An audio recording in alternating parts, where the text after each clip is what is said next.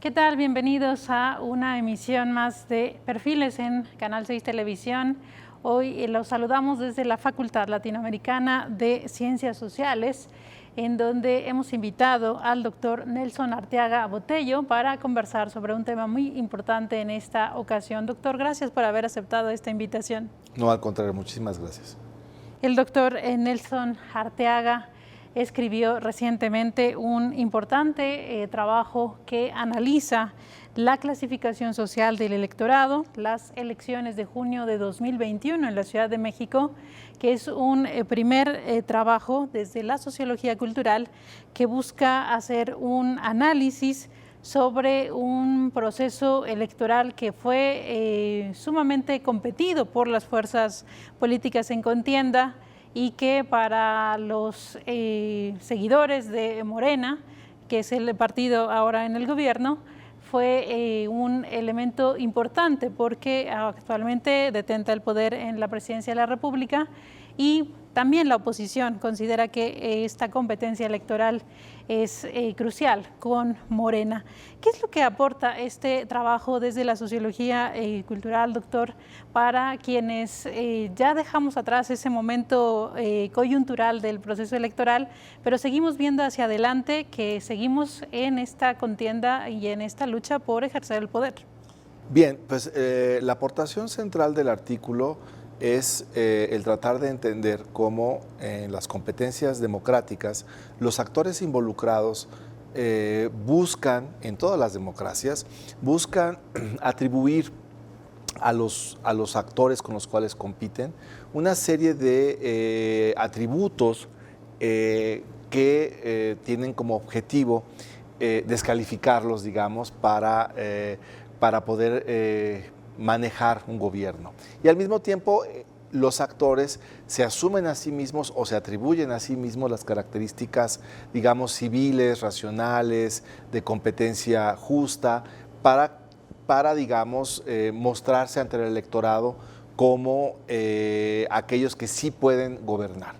Y lo que tenemos en el caso particular de esta elección es que no solo, como en todo proceso democrático, hay una competencia entre los actores por señalarse entre unos y otros que no tienen las capacidades civiles ni políticas para gobernar, sino que también hay una atribución que se hace al electorado que supuestamente está atrás de cada una de estas fuerzas políticas. En ese sentido, lo que encontramos muy interesante en esta elección es cómo se activan un conjunto de atribuciones a los electorados de los distintos partidos políticos, entre ellos mismos y, claro, entre la opinión pública. Esto nos permite apreciar cómo el hecho de que se vote por un partido u otro, siempre se dice, bueno, detrás de ese electorado es un electorado, algunos dicen, racional, que ha pensado las cosas, que es de alguna manera comprometido con las luchas sociales, etcétera, etcétera. Y al partido, digamos, contrincante, se dice, no, el electorado que está atrás de él es un electorado que es manipulado, que es un electorado que se vende por recursos económicos, que es irracional, que es egoísta. Entonces, lo que podemos apreciar ahí en el resultado es cómo después que se ganan las elecciones en la Ciudad de México y donde de alguna manera, si uno ve el mapa de la Ciudad de México, queda partido en dos. Y esa partición, ¿no?, establecida ahí, permite de alguna manera que se hagan atribuciones muy particulares a ese electorado. Entonces se dice que el electorado que está de un lado de la Ciudad de México es un electorado que no tiene, digamos, las atribuciones de justicia para respaldar la cuarta transformación del país, y por otro lado se dice que el electorado donde no ganó Morena es un electorado que es libre, que no está sujeto a las supuestas prebendas del gobierno. En ese sentido hay una disputa por contaminar a los electorados tanto de la oposición, en este caso en la Ciudad de México, en la oposición, y por otro lado, un esfuerzo por contaminar también al electorado que está, digamos, apoyando a Morena. Y por supuesto, el electorado, digamos, de la oposición califica a su electorado, a quien supuestamente ha votado por ellos, como un electorado libre, como un electorado capaz, ¿no? Y evidentemente del lado de Morena también hay una serie de atribuciones que se hacen en ese sentido a ese electorado. Entonces, lo que tenemos es una competencia por tratar de significar o por tratar de atribuir a cada uno de los electorados de ciertas consideraciones o ciertos elementos que lo distinguen como un electorado, digamos, más puro o impuro dentro de, digamos, la visión política de la Ciudad de México. Y uno de los aspectos de este trabajo también tiene que ver precisamente cómo esto fue reflejado a través de los medios de comunicación. Señala que uno de los pendientes, incluso hacia adelante, tendría que ver sobre cómo precisamente los medios de comunicación reflejan esta lucha política, esta contienda política, porque también entendemos que detrás de los medios de comunicación pues también tienen ciertos sesgos en función de, digamos, de los dueños, de los corporativos que hay detrás de cada uno.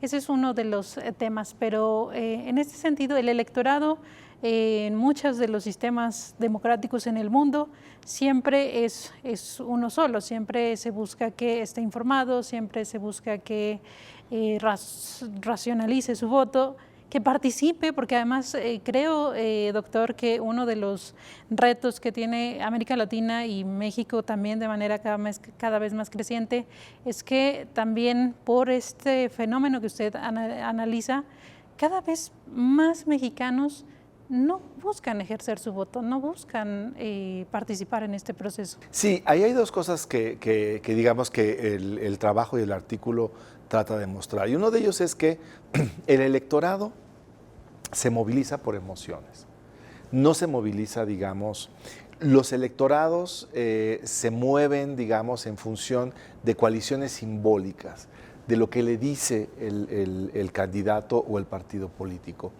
Por supuesto que hay un esfuerzo por tratar de que el electorado sea cada vez más, que lea las plataformas políticas, etcétera, etcétera, pero en realidad la política es un mar de emociones, ¿no? Es un mar de emociones y de posiciones alrededor de estas emociones con respecto a ciertos candidatos o partidos políticos.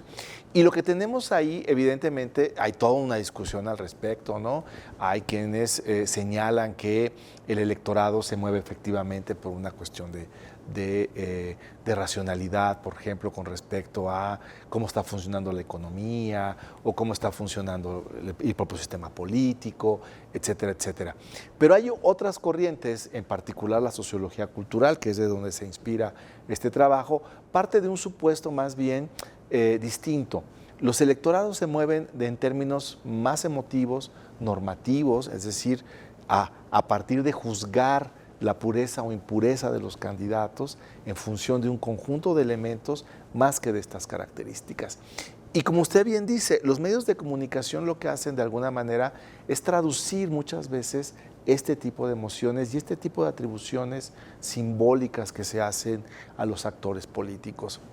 No es tanto que los periódicos, digamos, estén constantemente manipulando. Incluso si hay un interés de manipulación, este interés tiene que ser traducido en una narrativa, ¿no?, que el público entienda. Y esa narrativa que el público entiende ya está de alguna manera codificada en la propia ciudadanía. Entonces, una de las aportaciones del trabajo es que explora algo que tradicionalmente no se ve en los estudios, digamos, de sociología política tradicionales o de ciencia política. Y es precisamente que hay que entender la política como un espacio emotivo. Es un espacio en donde se mueven energías colectivas que operan de alguna manera a partir de atribuciones que se hacen a los distintos actores políticos. Y efectivamente, cuando uno empieza a observar que hay una poca participación, es en gran medida porque, o puede ser en gran medida, porque no significa algo importante para la población.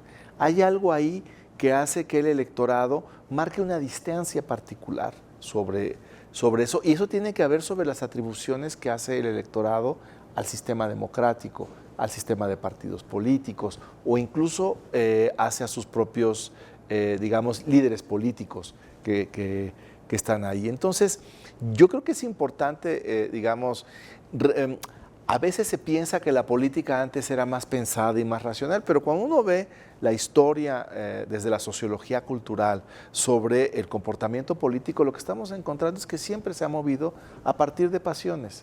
La política es de alguna manera un sistema de transmisión de emociones que está regulado por las atribuciones que los actores se hacen entre sí sobre su supuesta cualidad de pureza o impureza para ejercer un cargo público. ¿Cuáles son los retos que usted ve de ese proceso electoral a partir de lo que usted analizó en el caso de la elección de la Ciudad de México, que siempre se ha visto como una especie de laboratorio para observar?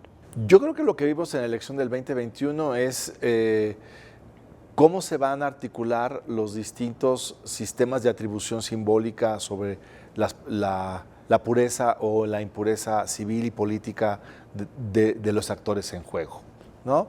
Esto me parece que se va a recrudecer, digamos, es una marca que tuvimos en el 2021, no solo en la Ciudad de México, sino me parece que también en otros espacios. Creo que eso va a estar ahí, eso es parte de la democracia, ¿no? En todos los países, unos y otros candidatos se acusan, ¿no?, mutuamente, ¿no?, de no tener las capacidades civiles y políticas para comandar un país o un gobierno. Eso es normal, ¿no? También me parece, hasta cierto punto, es parte también de la normalidad política que se hagan atribuciones sobre la pureza o impureza del electorado. Eso también me parece que es normal.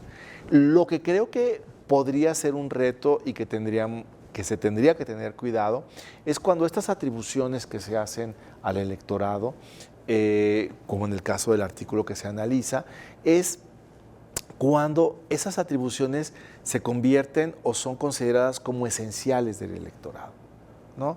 Y eso sí me parece que tendríamos que tener cuidado, porque cuando a los electorados de los distintos partidos se les esencializa con cierto tipo de atribuciones, es decir, este tipo de electorado es esencial y fundamentalmente perverso por estas características, es entonces cuando pueden comenzar a minarse, ¿no?, la legitimidad de quienes han sido electos a través del voto. Hay que recordar, y eso el artículo presta atención particular, cómo en los tiempos del partido hegemónico, la gente que votaba por el PRI, se decía que la gente que votaba por el PRI era manipulada, parte del sistema corporativo, que tenían los niveles educativos más bajos, etcétera, etcétera. Y ese tipo de atribuciones ahora se hace también a ciertos grupos en el poder, ¿no? Entonces, la sociedad mexicana tiene una especie de narrativa muy bien codificada sobre cómo atribuir cierto tipo de perversidades a cierto tipo de electorado. Insisto, me parece que eso es normal, es normal a toda democracia, porque la democracia funciona a partir de la distinción binaria de quienes moralmente y políticamente y civilmente pertinente para ocupar un cargo. Lo que me parece que es un peligro es cuando estas atribuciones se consideran como esenciales, fundamentales e inamovibles en cierto electorado. Eso sí me parece que tendríamos que tener más cuidado. Creo que una de las cosas que esta democracia requiere es que los políticos, la opinión pública, ¿no?, incluso los académicos, revaloremos más, ¿no?, la capacidad, digamos, de operación, de distinción que hace el electorado sobre quién ejerce su voto. Creo que eso me parece que es más importante, más que señalar que el electorado es manipulado, o que el electorado es un traidor, o que el electorado solo piensa en sí mismo, o que el electorado constituye la esencia de una nación. Me parece que tendríamos que empezar a verlos más como ciudadanos, ciudadanos que deciden en función de sus pasiones y sus intereses sobre cierto tipo de actores políticos. Pues le agradecemos mucho al doctor Nelson Arteaga Botello la oportunidad de conversar sobre este interesante artículo y sobre todo poder hacer este escenario con motivo del proceso electoral de 2024. Ojalá en otra ocasión tengamos la oportunidad de conversar al respecto y le agradecemos muchísimo su tiempo, doctor. Muchísimas gracias, Francisca, por la entrevista. Nosotros los esperamos en otra entrega de este espacio y muchísimas gracias por su compañía.